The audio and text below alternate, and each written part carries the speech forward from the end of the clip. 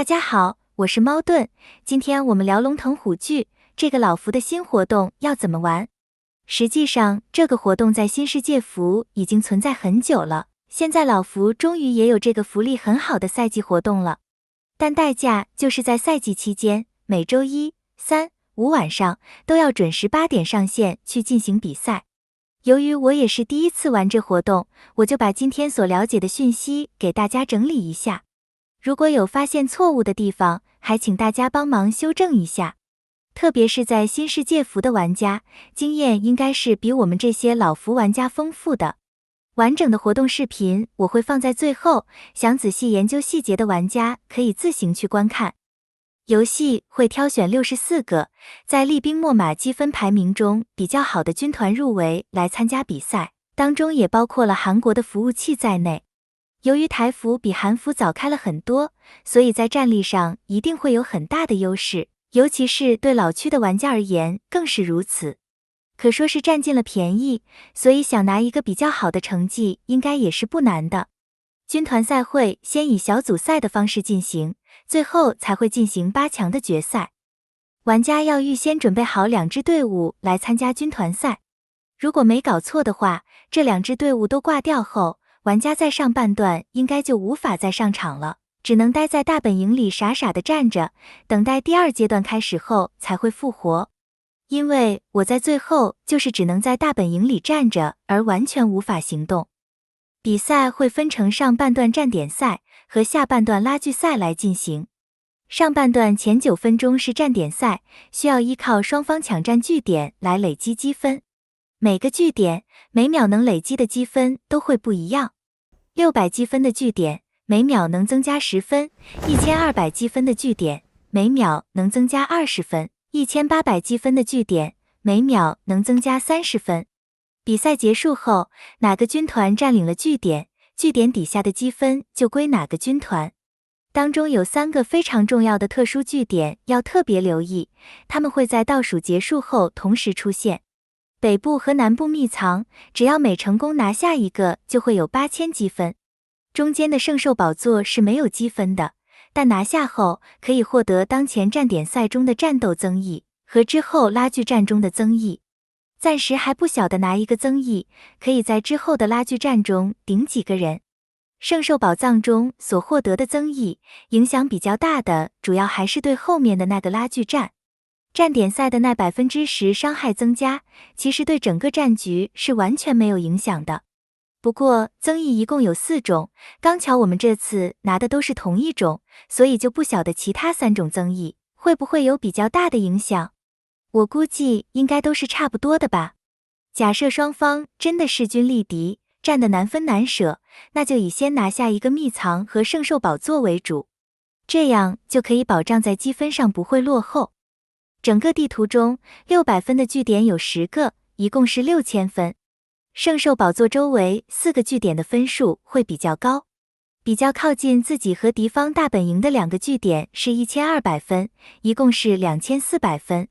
比较靠近北方秘藏和南方秘藏的2个据点是1800分，所以这是兵家必争之地，一共是3600分。只要能成功占领这些据点，就必定能赢得上半段的比赛。军团长要按战力合理的将队员分成2组，分别去抢占南北2个秘藏。在秘藏出现前，要优先去占领那2个1800积分的，然后就在那里待机等秘藏出现。等秘藏出现后，就可以看情况去抢秘藏或者中间的圣兽宝座了。如果没意外的话，这些秘藏应该是一次性的，只会持续1分钟半的时间。只要在时间结束前维持占领，之后就会是你的了。所以在秘藏出现期间，可以先不必理会其他的据点，等拿完秘藏后再把它们占领回来也不迟。秘藏会在活动结束倒数6分钟半出现，然后在倒数5分钟后结束。如果大家测试后发现圣兽宝座的增益对后续拉锯战的影响也很小，那也可以直接放弃圣兽宝座，改为优先去抢南北2个秘藏。活动中还有个人任务可以拿商店兑换券，间敌只要挑战就可以按次数拿奖励，无论输赢。但毕竟两队都死了，就不能再上场了，所以低战玩家还是不要随意去挑战别人比较好。留得青山在，不怕没积分拿。人数是要拿来占领据点的，如果后期人全都挂了，那就会对占领据点产生不利的影响。只有在我们需要占领据点，而对方的人数又比我们多的情况下，才需要去清人。如果我方已经占据很大的人数优势，就没有必要再浪费挑战次数去清人了。合理保留最大的战力，留给密宝争夺战，之后随你怎么打都行。接下来是大家比较有疑问的地方，就是占领的积分要怎么拿？这部分的积分是只计算双方在抢夺据点的这一段时间的。普通的据点只要5秒就可以占领，只要我方人数占多，就会开始跑秒数。秘藏则需要30秒才能完成占领，需要消耗的时间会比较多，同时这也代表着你的占领积分也会比较好拿。所以站点赛中，双方争抢的越凶，据点互换的越频繁，你的占领积分就可以拿越多。每个军团最多可以有20个人被托管，会以人机状态来进行活动，随机的去占领据点。如果对上人少的军团，你就只能和这些人机来对战了。如果想拿更多的积分，就要保留几个据点不占领，拿了3秒的积分就离开，然后再回来拿3秒。不然等你占领完，再等他重新占领，实在太慢了。不过这要整个军团都合作才能这样操作。如果双方人数持平，秒数就不会开始。这种状况下，应该是不会计入占领积分的。在第2阶段的拉锯战中，是不会有人被托管的。如果整个军团都不上线，对面就会一个人也没有。我们今天遇到的就是这种状况，所以也看不到第2阶段的全貌。第2阶段就是双方比人数去互推鲲鹏，当中应该也是可以对战去做任务的，有知道的可以在底下留言说一下。当把鲲鹏推到巨马的部分后，就要靠人数用火石去摧毁巨马，才能继续前进。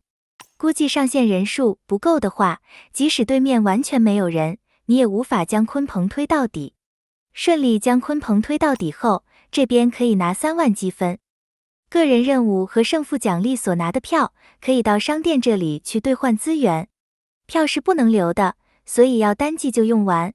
资源兑换也没什么好说的了，优先 SP5 降碎片，然后是灵宠，再来是洛书令，剩下的就看你需要什么就换什么吧。